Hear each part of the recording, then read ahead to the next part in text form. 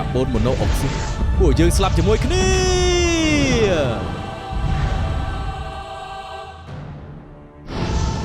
បុរសអាយុ36ឆ្នាំម្នាក់សន្លប់នៅកន្លែងកើតហេតុមានជីបចរមានចង្វាក់បេះដូង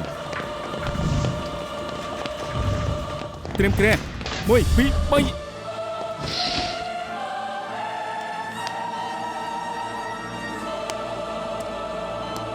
3ពិនិត្យមើលការរំញ័រថងបេះដូងត្រៀមឆក់កម្រិត120ឆាងឃ្លៀនៅដដែលកម្រិត150ឆាងឃ្លៀប្រពន្ធសម្លាញ់ពួកយើងមិនបាយគ្នាទេរបួសរីករាលដាលដល់ខួរក្បាល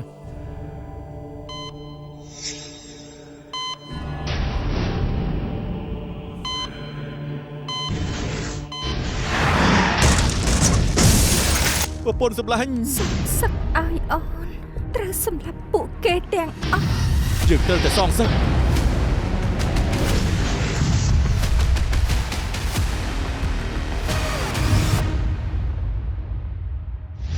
ដុកទ័រឡាយវួយស៊ឺឡាក់យ៉ាងម៉េចហើយគេស្រូបកាបូនម៉ូណូអុកស៊ីតចូលច្រើនពេកបេះដូងគេលែងដំណើរការទៅហើយក្រោយការសង្គ្រោះគេក៏ដឹងខ្លួនឡើងវិញអាការៈគេធ្ងន់ធ្ងរទីរាងកាយគេនៅដំណើរការធម្មតាដោយសារតែខួរក្បាលខ្វះអុកស៊ីសែនសរសៃប្រសាទនៅកពតសៀតថ្កាខូចខាតខ្លាំងឥឡូវគេមិនស្គាល់ខ្លួនឯងជានរណាទេផលប៉ះពាល់នេះអាចនឹងយូរអង្វែងបានន័យថាសូម្បីតែ 1% ក៏គ្មានដែរមែនដែរទេបច្ចេកវិទ្យាទៅមុខខ្ញុំមិនហ៊ានថាទេតែតាមសភាពថ្នាំបច្ចុប្បន្នមិនអាចព្យាបាលខួរក្បាលដែលខូចខាតរបស់គេបានទេមេធាវីហឺ DOJ នឹងដោះស្រាយយ៉ាងម៉េចគេចាត់ចូលជាមនុស្សថ្នាក់ MIP ដែលជាមនុស្សគ្មានផ្លូវចិត្តពេញលេញ DOJ បានទម្លាក់ការចោទប្តឹងបើត្រូវការកាត់ទោសបានន័យថាតុលាការនឹងធ្វើការបញ្ជាក់ពីមន្ទីរពេទ្យហើយទ្រព្យសម្បត្តិគេរដ្ឋាភិបាលជាអ្នកកាន់កាប់អញ្ចឹងជនវិបលាសស្មារតីម្នាក់នេះនឹងត្រូវរស់នៅក្នុងពេទ្យឈួតអស់មួយជីវិតហើយទីបំផុតរឿងក្តីអាចបិទជាស្ថាពរហើយ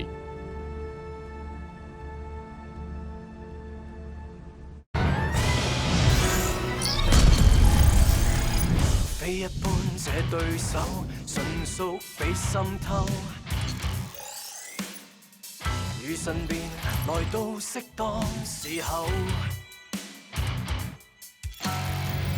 相反方向去守滲於水底一塊石頭如在惡鬥每次出手誰又笑於最後路過圍牆會突然撞破從前那套路被我解鎖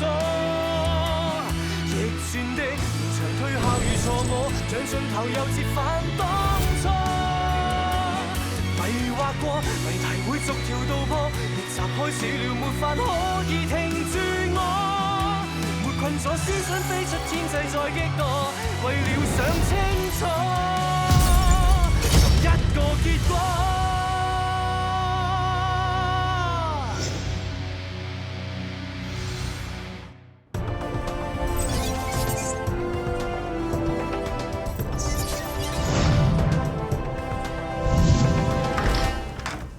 លោកមកសួស្តីគ្រប់គ្នានេះគឺ Speaker Carter ប្រធានបកប្រឆាំងនឹងជាបេក្ខភាពឈរឈ្មោះប្រធានាធិបតី Harder នៃប្រទេសអាហ្វ្រិកគេនឹងមកហុងកុងមួយថ្ងៃដើម្បីចូលរួមសន្និសីទស្តីពីហេដ្ឋារចនាសម្ព័ន្ធអាស៊ីអាហ្វ្រិកយោងតាមព័ត៌មានប៉ូលីសអន្តរជាតិបានប្រាប់ថាអ្នកចង់ធ្វើឃាត Speaker Carter ខណៈពេលគេមកហុងកុងការប៉ាន់ស្មាននៃគ្រោះថ្នាក់នេះបានកើនឡើងដល់6កម្រិតឱកាសវាយឆ្មក់មានខ្ពស់គ្រាន់តែជាបកប្រឆាំងតូចមួយនៅអាហ្វ្រិកខ្លាំងអីណាទៅហាដ័រជាតំបន់តូចមួយភាពល្បីល្បាញមានកម្រិតទាបតែធនធានធម្មជាតិសម្បូរបែបណាស់ជាតំបន់ដ៏កម្រមានតែប្រមាណប៉ុណ្ណោះលើពិភពលោកនេះថែមទាំងសម្បូរធនធានប្រេងម្នាក់នេះមានប្រជាប្រិយភាពខ្លាំងណាស់មានភាគរយខ្ពស់ដែលគេអាចជាប់ជាប្រធានាធិបតីបន្ទាប់គេជាប្រធានបកប្រឆាំងអាចទេថារដ្ឋាភិបាលបច្ចុប្បន្នចង់ធ្វើឃាតគេមិនទាន់មានព័ត៌មានបញ្ជាក់ទេនៅហាដ័រមានក្រុមប្រឆាំងច្រើនទំនាក់ទំនងពួកគេមិនច្បាស់លាស់ជាហេតុធ្វើឲ្យនយោបាយអស្ថិរភាពហានិភ័យឡើងដល់កម្រិត6វាជាប្រតិបត្តិការការពារពិសេសឆ្លងនាយកដ្ឋាន G4 នៅក្រៅប្រទេសកំពុងរៀបចំប្រតិបត្តិការការពារក៏ជាអ្នកការពារសុវត្ថិភាពឲ្យ Speaker ដោយផ្ទាល់ដូចគ្នាកងកម្លាំងអមដំណើរនឹងធ្វើការអមដំណើរពីស្តង់ដារក្រុមកម្លាំងពិសេសនឹងចូលរួមជាមួយ G4 នៅក្នុងប្រតិបត្តិការនេះ OCTB នឹងចូលមកក្នុងនាមចាំផ្ដល់ជំនួយពីនិតពី3ដងដើម្បីសុវត្ថិភាពខ្ញុំទើបផ្ទេរមកពី CIB មិនស្មានថាឆាប់ចូលប្រតិបត្តិការធំម្លឹងសោះអាកងក៏ទើបចូលថ្មីដោយលបងដែរមើលនេះចុះស្មារតីរឹងមាំ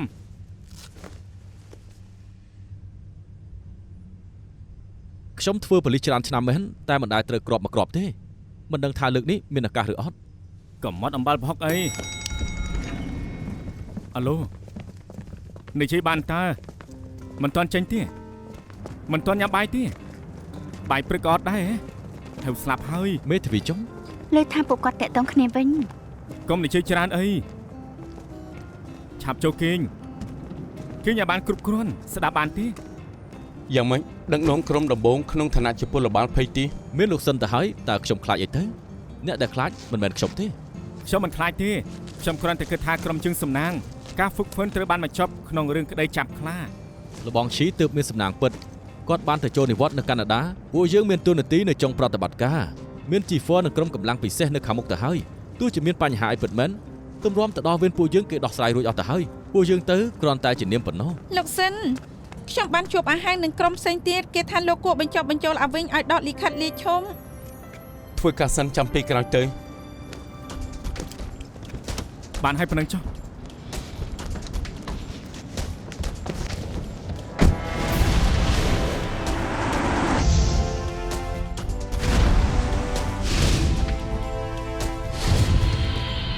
ចាប់ពីគណៈពេល Speaker Carter ងើបពីកៅអីយន្តហោះរហូតចេញពីផ្លូវអាកាសពលានហុងកុងប៉ូលីសហុងកុងត្រូវការពីសុវត្ថិភាពឲ្យខ្ជាប់ខ្ជួនសូម្បីតែរុយមួយក្បាលក៏មិនត្រូវឲ្យចូលចិត្តគេបានដែរ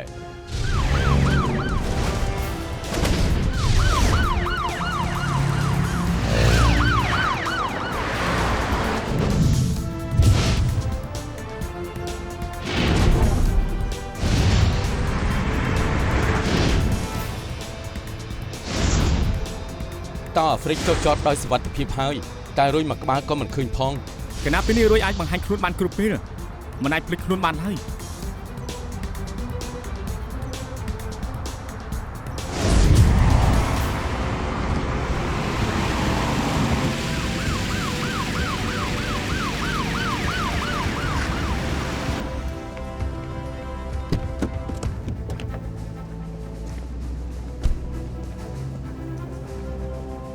តើអាហ្វ្រិកដល់សុវត្ថិភាពហើយតើទៅជីហ្វននឹងការពារនៅសន្តាគារពួកយើងសម្រាប់ក្នុងឡាន សម្រាប់បានតែហាមភ្លេចខ្លួនគេអាចឆាប់ចេញមកវិញយើងនឹងបន្តការងារទៀតណា ទទួលបាន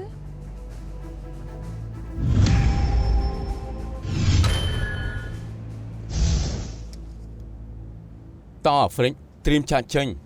កំពុងចុះមក គ្រប់គ្នាត្រៀម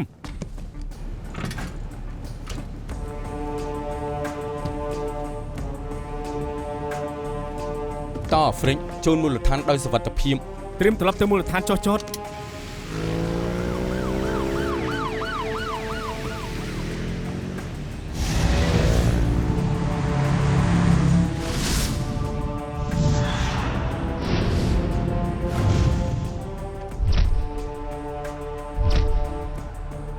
គេជិតដល់ពលានហើយ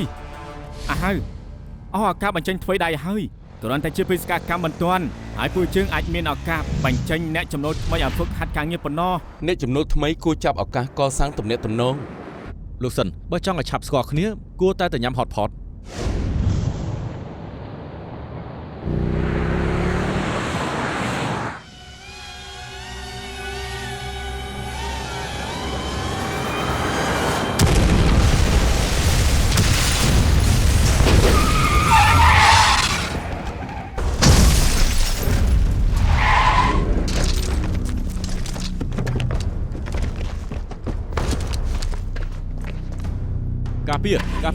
ការពារ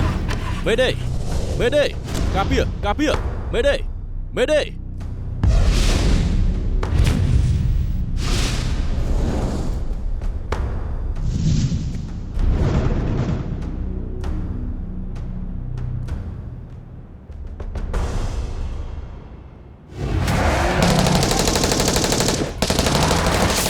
ហើយប្រយ័ត្ន ត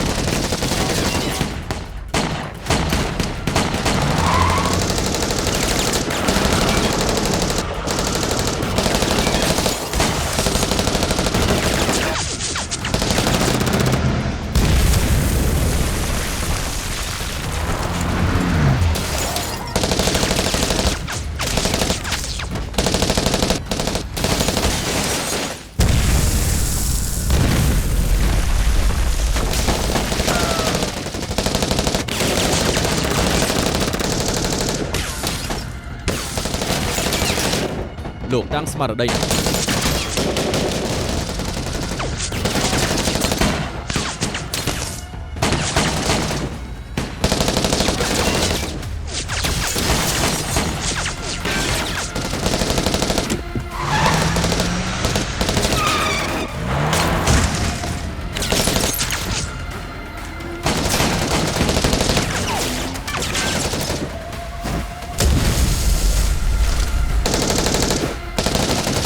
ចូលឡើង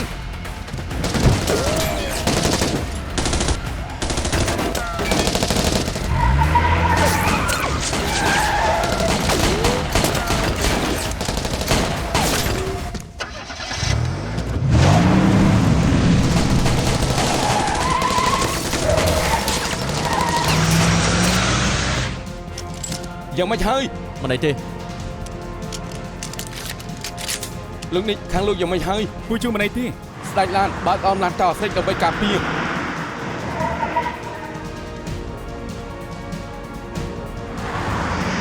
ទ្រាំសិនកម្លាំងជំនួយចិនមកដល់ហើយ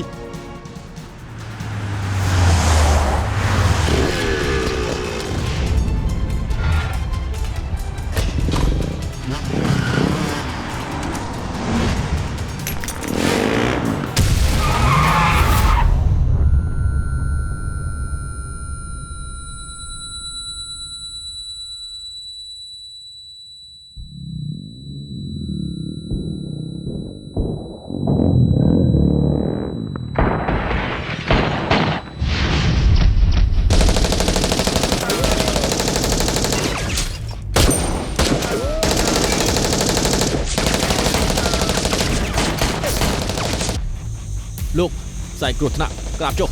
ក្រាបចុះក្រាបចុះ បាញ់ការពារ បាទ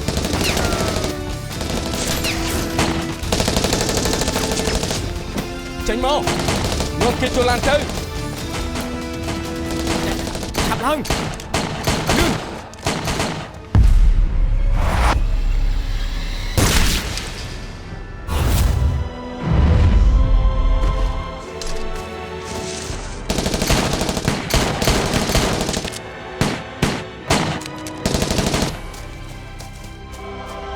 ទៅមុខត្រង់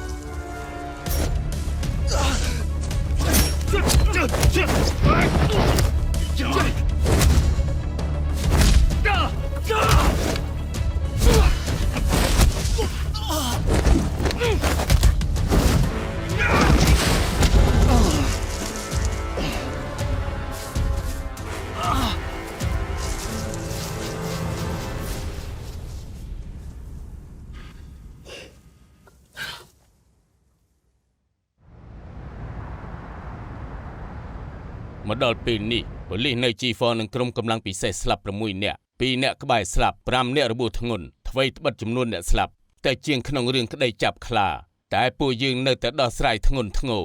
ពួកឃាតករទាំងនេះសាហាវជាងរឿងក្តីចាប់ខ្លាទៅទៀតគោលដៅសំខាន់ពួកគេគឺតោអាហ្វ្រិកសម្រាប់រួចក៏ទៅមិនចឹងទេ មិនចឹងពួកជើងនឹងស្លាប់ទាំងអស់គ្នាលោកមកបានអត្តសញ្ញាណឃាតករហើយនៅ តាមការវាយតម្លៃបឋមពីអ្នកជំនាញជឿថាឃាតករទាំងនេះជាពួកអង្គរៈនៃប្រធានាធិបតី Halder ពួកគេជាកងទ័ពឯកជនកំពូលមានសញ្ជាតិផ្សេងៗគ្នា ឬមួយក៏ខ្លាំងលំដាប់កងទ័ពពិសេសទៅ ច្បាស់ជាមិនអាចអន់ហើយរដ្ឋាភិបាល Halder ចាយច្រើនក្នុងការរើសមនុស្សពួកគេជួលអ្នកមានជំនាញបំផុតមកវឹកហាត់ក្រុមពិសេសនេះពួកគេជាក្រុមខ្លាំងលើខ្លាំងអញ្ចឹងតើ ទៀងជំនាញបាញ់កន្ទ្រឹងនឹងប្រយុទ្ធសិតតែខ្លាំងជាងពួកយើងសូមបីពួកយើងទាំង3នាក់ក៏មិនអាចទប់ទល់នឹងគេ លើកនេះបញ្ចេញអស់ពីពណ៌នៅតែចាញ់ក្រុមពិសេសទាំងអស់នោះថែមទៀត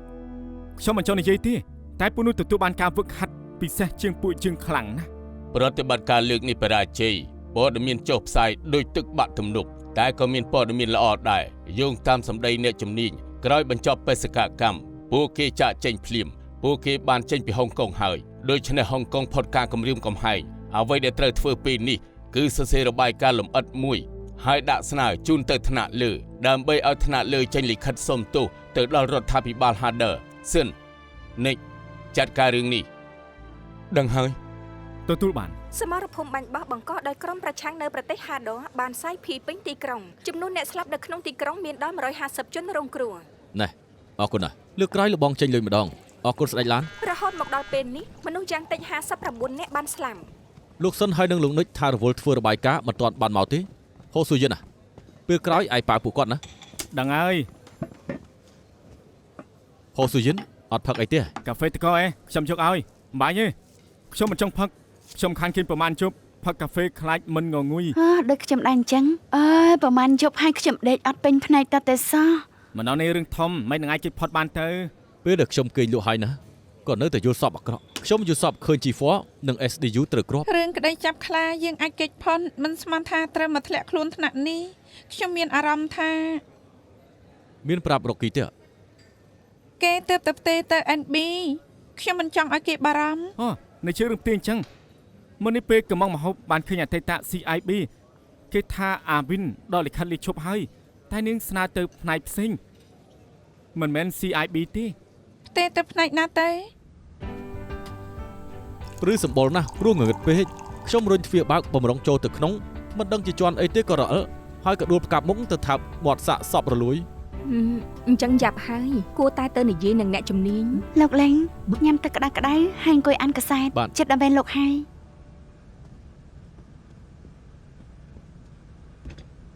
អេអាវិញ ហឹម នាងធ្វើប៉ូលីសជួមុខយូរហើយឥឡូវបដូរមកធ្វើការក្នុងការិយាល័យទម្លាប់ទេ ពេលមុនខ្ញុំក៏ធ្លាប់ធ្វើប៉ូលីសជួក្រោយដែរគ្រាន់តែបដូរទម្រង់ប៉ុណ្ណោះ ការងារនៅទីនេះសុទ្ធតែជាការងាររដ្ឋបាលងាយៗដដែល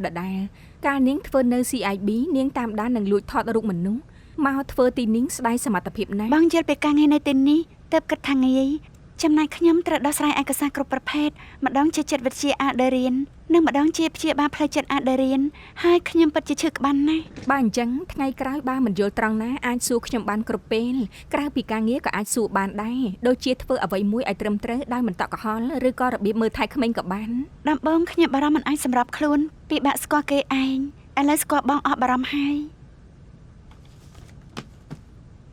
អេ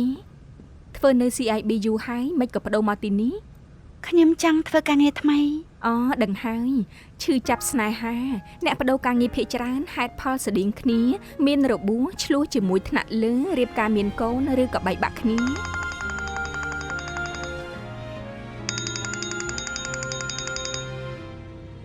បងកេងជាមួយអាណាហើយមិនក៏បងធ្វើដូចជាគ្មានរឿងអីកាត់ឡើងពួកយើងមិនអាចត្រឡប់ក្រោយទេ អាវិញផ្ដល់ឱកាសឲ្យបងម្ដងបងសុំតែម្ដងទេ ខ្ញុំមិនដឹងទេប្រហែល5ឆ្នាំ7ឆ្នាំឬក៏10ឆ្នាំក្រោយខ្ញុំអាចនឹងធ្វើចិត្តបានមិនគិតពីវាតែខ្ញុំនៅតែមិនអាចទទួលយករឿងនេះបានពេលក៏ដែរជីវិតទៀតដែលគ្មានខ្ញុំបងត្រូវរស់នៅបានល្អក្នុងចិត្តខ្ញុំនៅតែមានបងខ្ញុំនៅចាំគ្រប់ត្របងខំប្រឹងឡើង 曾背起的誓言，假使你可以，可否信一次，定能讓你復現。ហើយ ហើយខ្ញុំមិនតាន់តែមានរឿងអីមែនទេ គ្មានទេចៃដនបងធ្វើការនៅកាឡុងមិត្តរួមការងារប្រាប់ថាអូនបដូរមកទីនេះហើយចៃដនបងគឺតាមពិតទៅមិនមែនចឹងទេអាស្រ័យប្រាប់បងថាអូនបដូរមកទីនេះហើយបង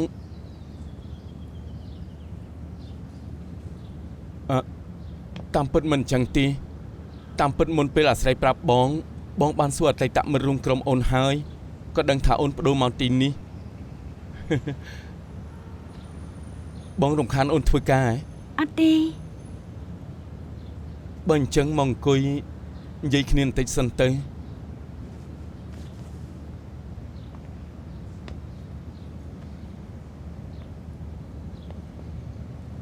អូនមកធ្វើការនៅទីនេះទម្លាប់ដែរទី មិនអីទេ ពេលបានដឹងថាអូនដកលិខិតលាឈប់បងសប្បាយចិត្តណាស់បងដឹងច្បាស់ថារឿងមួយចំនួនមិនអាចបង្ខំបានទេឥឡូវអូនបដូរមកទីនេះជាការល្អហើយបងក៏អាសាមកប្រជុំនៅទីនេះមានឱកាសជួបគ្នាច្រើន ខាងខ្ញុំដកលិខិតលាឈប់ព្រោះតែលោកអី ច្បាស់ជាអត់ហើយបងមិនសំខាន់ដល់ថ្នាក់នោះទេមិនឃើញបញ្ញាប់ដើមមករកបងស្មានតែ ខ្ញុំបញ្ញាប់ដើរមកព្រោះគាត់ថាលោកមានរឿងបន្ទាន់ខ្ញុំដកលិខិតលាឈប់និងខ្ញុំនៅគិតដូចកាលពីមុនពេលមុនខ្ញុំចូលធ្វើប៉ូលីសក៏ព្រោះតែលោកតែក្រោយធ្វើបានមួយរយៈក៏យល់ថាចូលចិត្តការងារនេះខ្ញុំផ្ទេរមកទីនេះព្រោះចង់ធ្វើការងារប៉ូលីសផ្នែកផ្សេងមិនមែនដោយសារតែអ្នកណានោះទេ ទើបតែបដូរមកអញ្ចឹងច្បាស់ជារវល់ច្រើនហើយសូមទោសដែលរំខានបងសន្យាថាមិនហៅមកទាំងបញ្ញាប់អញ្ចឹងទៀតទេ ខ្ញុំដឹងថាលោកយល់អតីតកាលកន្លងហួសហើយពេលនេះខ្ញុំគ្មានអារម្មណ៍អ្វីចំពោះលោកនោះទេខ្ញុំក៏មិនបានខឹងឬស្អប់លោកដែរហេតុអីបានជាគ្រប់គ្នាជឿជាក់ខ្ញុំប៉ាម៉ាក់ខ្ញុំក៏អញ្ចឹងសឹកចង់រើផ្ទះថាខ្ញុំចង់បដូរបរិយាកាសតែអ្វីដែលគិតថាខ្ញុំមិនសប្បាយចិត្តស្នេហាមិនមែនជារឿងសំខាន់ក្នុងជីវិតទេ សូមទោសកុំខឹងអីណា អាសិនខ្ញុំអាចកាត់ចិត្តបានហើយលោកក៏គួរកាត់ចិត្តដែរពួកយើងត្រូវតែបំភ្លេចវាចោលអស់អីហើយខ្ញុំទៅវិញ ពួកយើងនៅចំណិតទី លើកពីមិត្តជាមករួមការងារ មិត្តរួមការងារ បាយបាយ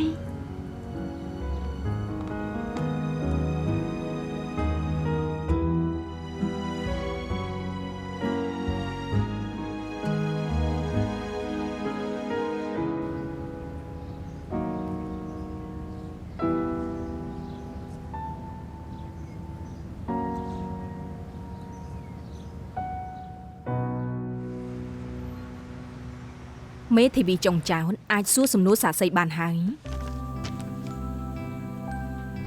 ពីមុនបងជាប៉ូលីសចំណែកអូនជាមេធាវីពួកយើងមិនសូវត្រូវគ្នាទេមិនដឹងថាថ្ងៃខាងមុខពួកយើងអាចចោះសម្រងឬអត់ទេ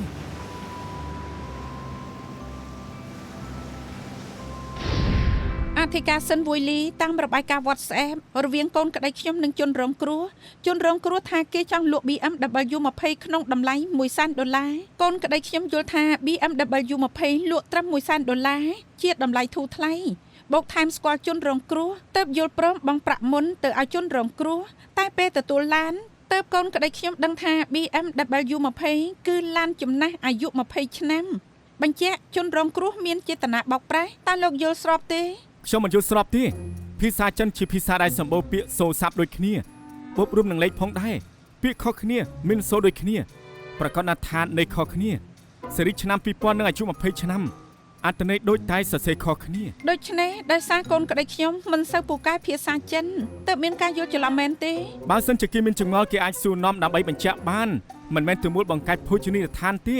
ដើម្បីធ្វើឲ្យខូចឈ្មោះជនរងគ្រោះនេះជាការសងសឹក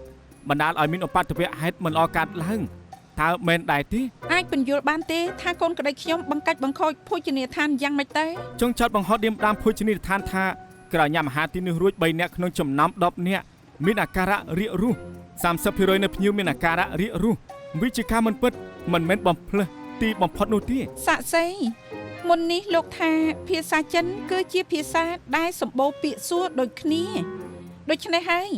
3នាក់ក្នុងចំណោម10នាក់មិនមែន 30% នៃភ្ញៀវបរោះគឺ3នាក់ប៉ុណ្ណោះកូនក្តីខ្ញុំនិងមិត្តគេ2នាក់ទៀតក្រោយញ៉ាំអាហាររួចក៏ឈឺពោះរាគរូសនេះជាការពិតមិនបានបំភ្លើសាក់សីប៉ូលីសត្រូវបញ្ជាក់រាល់ព័ត៌មានដែលមិនទាន់ច្បាស់តើត្រូវទេ អ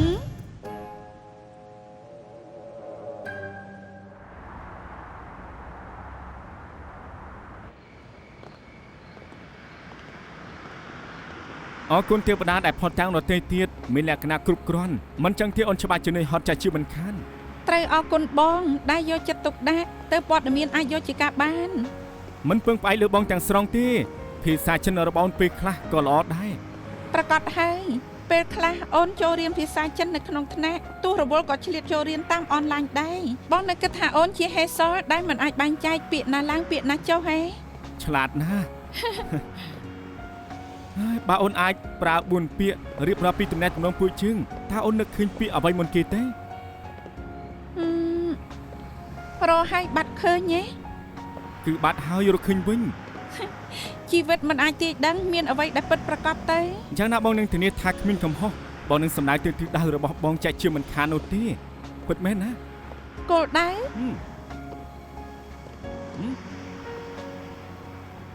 គេបិទហើយគោលដៅយើងពេលនេះគឺនៅត្រង់នោះ បងដឹងតើ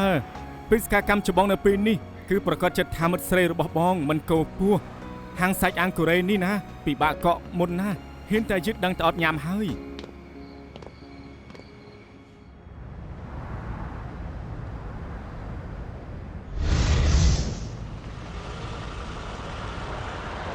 ចប់ការងារនេះពួកយើងសម្រាប់បានហើយហេប្រយ័ត្នផង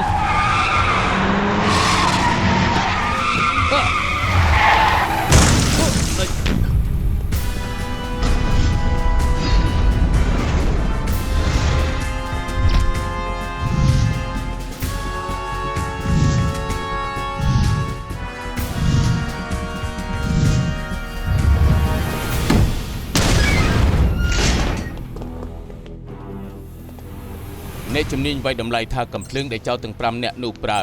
និងរបៀបដែលពួកគេធ្វើសកម្មភាពចង្អុលបង្ហាញថាជាពួកអង្គរៈដែលបានធ្វើឃាតតអាហ្វ្រិកក្រែងថាពួកគេចេញពីហុងកុងហើយមិនដឹងថាពួកគេសួយឬក៏ពួកយើងសួយទេ CIB ទទួលដំណឹងបន្ថែមមកថាបកប្រឆាំងនៅហាដ័រជាប់ឆ្នោតហើយបញ្ជាក់ថាពេលនេះបកតអាហ្វ្រិកកំពុងតែកាន់អំណាចបើពួកឃាតករទៅវិញពួកគេនឹងស្លាប់ប្រទេសនេះពី3ឆ្នាំបដូរអ្នកកាន់អំណាចម្ដងពិតជាស្មុគស្មាញខ្លាំងណាស់ ប្រទេសនេះពី3ឆ្នាំបដូរអ្នកកាន់អំណាចម្ដងស្មុគស្មាញណាស់ ខ្ញុំហ៊ីទីថាមិនអាចទៅវិញនៅហុងកុងរកលុយទើបមានសហយរដ្ឋភាពខ្លួនទើបថ្លាមធំប្លន់ឡានសភាវុធ ព័ត៌មានបឋមផ្ដល់ដោយធនាគារសរុបប្រមាណជាង$2000 លានលុយច្រើនថ្នាក់នេះទៅណាក៏បានតែភាគច្រើនជាបានសន្យាសងដូចជាសែកភាគហ៊ុននិងមូលបត្របំណុលធនាគារបានបង្កកទុកអស់ហើយ អញ្ចឹងពួកគេមិនខកអីពីបានលុយសែនទេ ក្នុងនោះមានលុយមួយចំនួនផងដែរពួកគេព្រមប្តូរជាមួយនឹងតម្លៃ$50,000តែប៉ុណ្ណោះ បើអញ្ចឹងពួកគេខ្វះខាតលុយច្បាស់ជាចេញប្លន់ម្ដងទៀត ពួកគេទទួលបានការហ្វឹកហាត់ពិសេសថែមទាំងមានអាវុធពិសេសនៅក្នុងដៃទៀតពិតជាគ្រោះថ្នាក់ណាស់ ថ្នាក់លើដាក់បញ្ជាមកថាគ្រប់ផ្នែកក្នុងកងកម្លាំងប៉ូលីសត្រូវតែសហការស៊ើបអង្កេតជាមួយ OCTB CIB និងប្រមូលព័ត៌មាន Interpol នឹងប្រើកុំព្យូទ័រមេចាប់យករាល់សារពីក្នុងអ៊ីនធឺណិតសិននេះជារឿងក្តីធំត្រូវឆាប់ចាប់ឃាតករឲ្យបាន ដឹងហើយ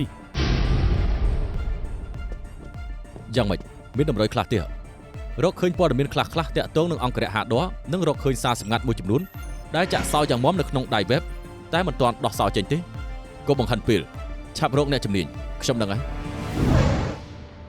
កុំព្យូទ័រមេរបស់ខាង Interpol រកបានព័ត៌មានមួយចំនួនតូចពីអ៊ីនធឺណិតពាក់ព័ន្ធនឹងកងអង្គរៈហាដ័រឃាតករទាំង5នាក់នេះមកពីក្រុមទី5នៃកងអង្គរៈដែលជាក្រុមខ្លាំងបំផុតមានមេក្រុមឈ្មោះថាមេបញ្ជាការរុស្សាជាដៃស្ដាំប្រធានាធិបតីដែលត្រូវផ្ដួលរលំរកឃើញគេចុងក្រោយនៅព្រំដែនប្រទេសហាដ័របញ្ជាក់ថាគេបានឆ្លងដែនទៅប្រទេសដទៃខណៈនេះព័ត៌មានតែប៉ុណ្្នឹងទេពួកយើងអាចទៅពិនិត្យអ្នកដំណើរមកពីហាដ័រពួកគេមិនល្ងងធ្វើដំណើរមកពីហាដ័រផ្ទាល់ទេច្បាស់ជាបន្លំលិខិតឆ្លងដែនធ្វើដំណើរពីប្រទេសដទៃឆ្លងកាត់ជាច្រើនកន្លែងដើម្បីលុបដានទាំងឈ្មោះទាំងសញ្ជាតិព័ត៌មានក្នុងលិខិតឆ្លងដែនសុទ្ធតែคล้ายៗទាំងអស់ត្រឹមតែលិខិតឆ្លងដែនក្នុងស្រុកបន្លំមិនបានផងអញ្ចឹងពួកគេអាចចូលតាមច្រកពិសេសណាមួយដូចជាការប្រាសភារៈកងទ័ពលបបន្លំចូលខ្លួនអញ្ចឹងមិនដូចជារៀងមកជុលក្នុងបាតសមុទ្រទៅហើយទេឈ្មោះនឹងសញ្ជាតិអាចបន្លំបានតែអាយុពិបាកបន្លំណាស់ដើម្បីចូលក្រុមពិសេសបានទាំងសមត្ថភាពរាងកាយនិងបទពិសោធន៍ត្រូវតែដើរទន្ទឹមគ្នាដែលនៅចន្លោះ30ទៅ45ឆ្នាំអាចសុំខាងអន្តរប្រវេសន៍ឲ្យជួយពិនិត្យគ្រប់ជនបរទេសដែលគួរឲ្យសង្ស័យនិងមានអាយុចន្លោះនេះរូបរាងពួកគេខុសពីអ្នកហុងកុងគូតែមានបរិះវ័យកណ្ដាលម្នាក់ដែលពួកយើងអាចនាំគេមកសួរនាំ នឹង handle បានតាមមែនទេ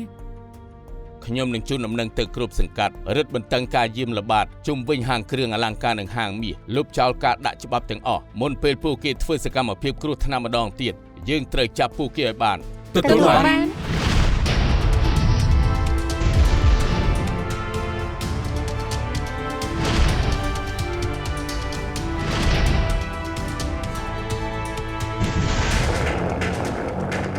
ធ្វើស្អីហ្នឹងឈប់ភ្លាម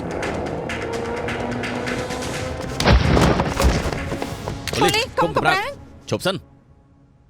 ខ្ញុំគ្រាន់តែជីស្គីនតើ ដកកំភ្លើងលោកមេភូមិតើលោកអាចភ្លេចត្រង់ណាដែរទេខ្ញុំស្គាល់គ្រប់ផ្ទះនៅទីនេះគ្មានជនបរទេសណាគួរឲ្យសង្ស័យទេ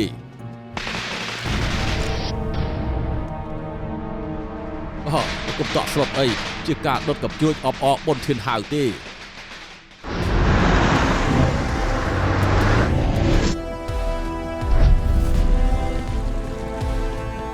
ប៉ូលីសខ្ញុំត្រូវការពិនិត្យ អូខេ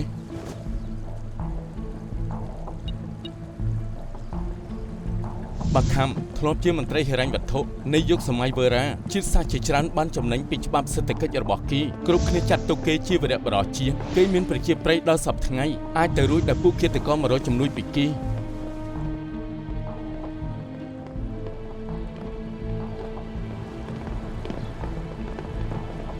លោកបាក់ខាំ ត្រជាក់ចិត្តខ្ញុំទំនាក់ទំនងជាមួយរដ្ឋាភិបាលបច្ចុប្បន្នឬរដ្ឋាភិបាលអាណត្តិមុនដូចគ្នាអរគុណដែលបានមកស្អីហ្នឹងនេះពួកយើងជាប៉ូលីសណា គេមិនចង់សហការមិនអាចបខំទី ខ្ញុំគិតថាទីនេះដូចជាឃ្លាំងមានអញ្ចឹងមិនអញ្ចឹងគេមិននឹងអាចទឹកមាត់ប្រាយទៅទាំងក្នុងនយោបាយនិងមុខជំនួយ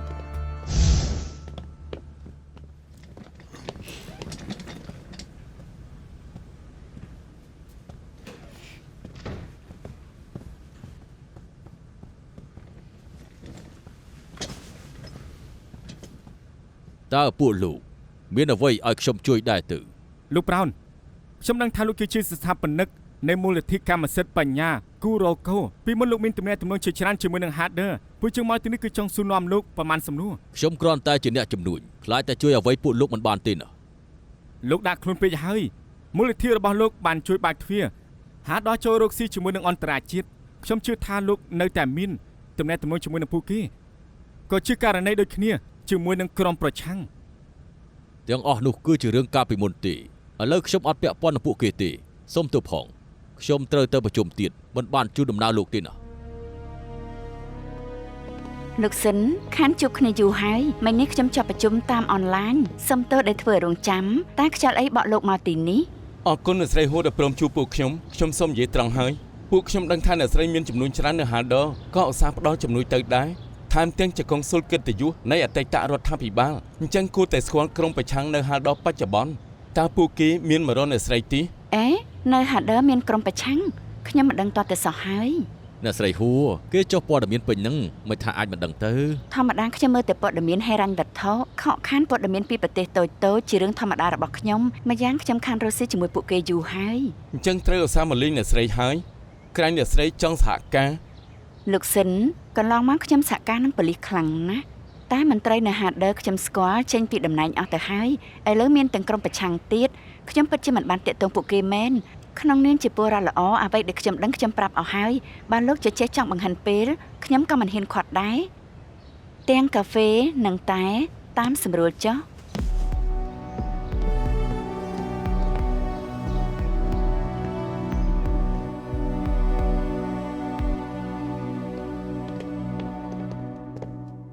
តែទៅដល់គោមួយ យក espresso ដប់មួយដែរ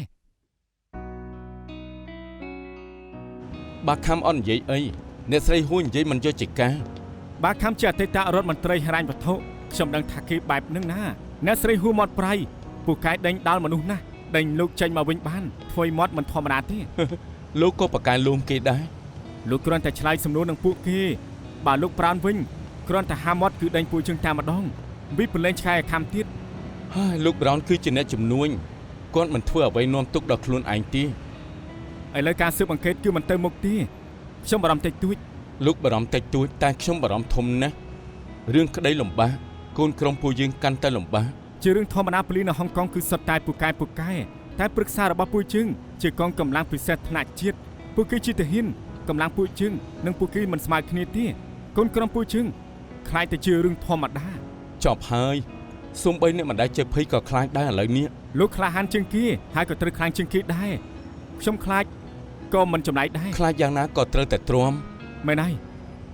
យ៉ាងណាជាងមួយក្រុមគេ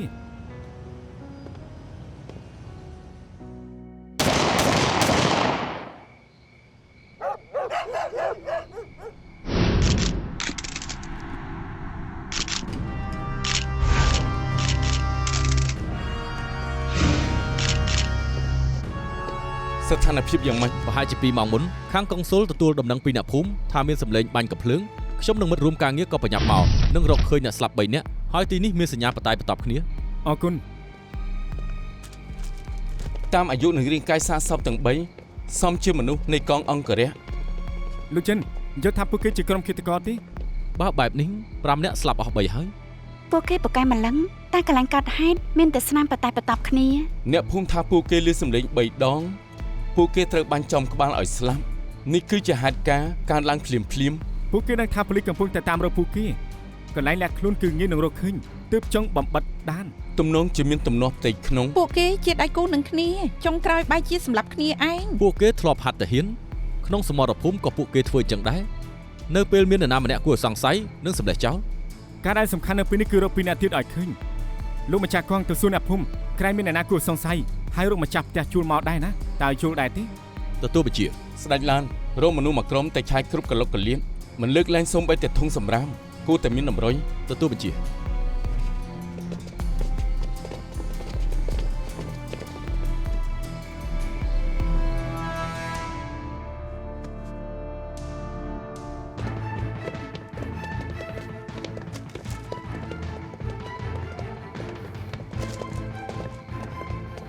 ចាំមិនដែរ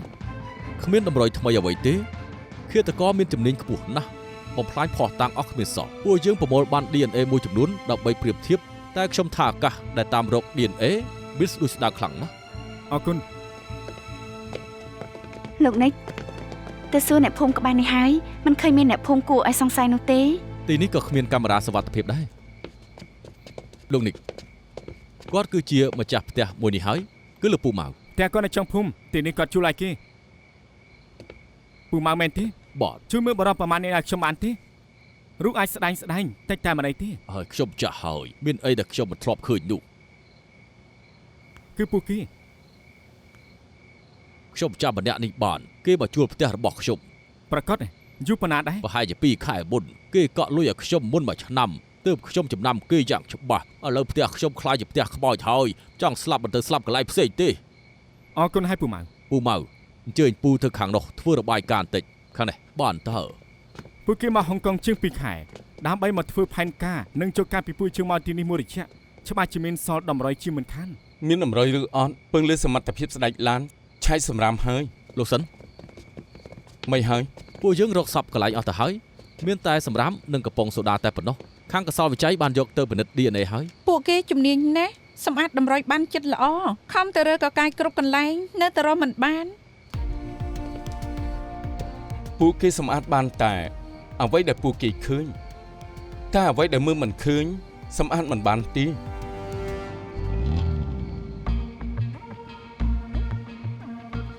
អូយលោកសិនមិនក៏នាំពួកយើងមកហាត់លូកបង្គន់អញ្ចឹង មើលតាមចំនួនគួរតែ 2-3 ខែហើយ មិនបាច់បញ្ជាក់ទេ ហើយចុះពាក់ព័ន្ធអីជាមួយឃាតករទៅឬមួយក៏ពួកគេពួតនៅក្នុងលូ លូទឹកស្អុយពីខាងក្រៅភ្ជាប់មកលូទឹកស្អុយខាងក្នុងដោយផ្ទាល់រួចហើយក៏បញ្ចេញចូលទៅសមុទ្រ តែមួយចំនួននៅហុងកុងបូមលូទឹកស្អុយភ្ជាប់ជាមួយនឹងលូបង្គន់ 2-3 ខែទើបអាចមានឡានមកបូមទាំងលូបង្គន់និងលូសំណល់ផ្ទះបាយហើយអ្នកភូមិក៏មានអ្នកបូមលូដែរ ដូច្នេះចង់រកតម្រុយរកនៅទីនេះគឺល្អបំផុត ពួកគេនៅ2ខែហើយច្បាស់ជាបន្សល់កាកសំណល់និងតម្រុយជាមិនខាន ហាគង់ទៅទិញគ្រីមជីងកាមមក មិនអាចទេដឹង គឺអាចឲ្យអ្នកបូមលូមកបូមយកទាំងយប់ហើយឆែករកគ្រប់សព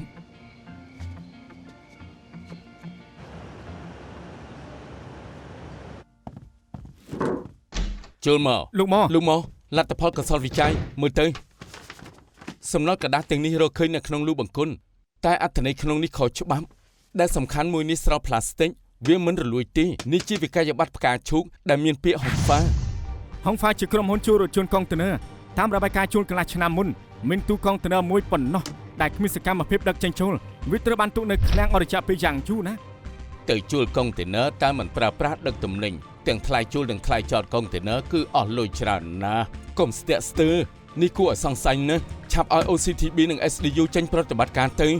ពួកគេមានផែនការច្រើនណាស់ចុះពីសកម្មចេញពីហុងកុងជាផែនការ A លាក់ខ្លួននៅក្នុងផ្ទះអ្នកភូមិជាផែនការ B ណាដឹងទេ ទូកុងតឺន័រនោះក៏ទំនងជាផែនការ C ដែរដឹងហើយថាពួកគេប្រយ័ត្នណាស់បើមិនចាំពេលនេះខ្លាចតែមានផែនការ D ទេ អាចមានផែនការ E ទៀត មិនដឹងពួកគេមានផែនការប្រមាណទេដូចអ្នកជំនាញនិយាយពេលពួកគេតខ្លាំងនឹងរត់ចូលព្រៃ សង្គ្រាមក្នុងព្រៃជាជំនាញពួកគេចង់ចាប់ពួកគេរត់តែពិបាក បានខ្ញុំនឹងឲ្យមេក្រុម SDU ផ្ដល់ជំនួយឲ្យពួកលោកអូខេ អរគុណលោកមក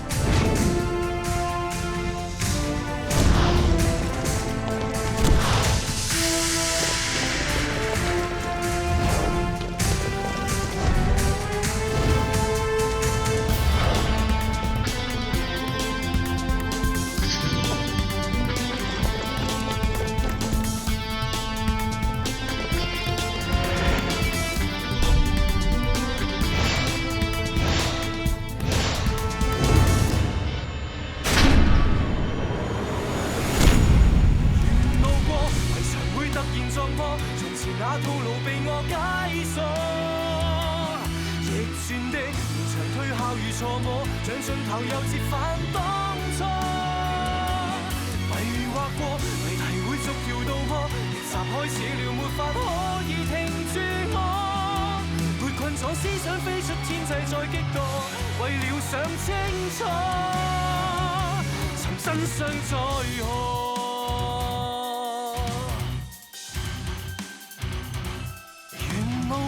圍牆會突然撞破，從前那套路被我解鎖。逆轉的連場推敲與錯摸，像盡頭再折返當初。迷惑過，謎題會逐條道破，逆襲開始了，沒法可以停住我。沒困咗思想飛出天際再激墮，為了想清楚。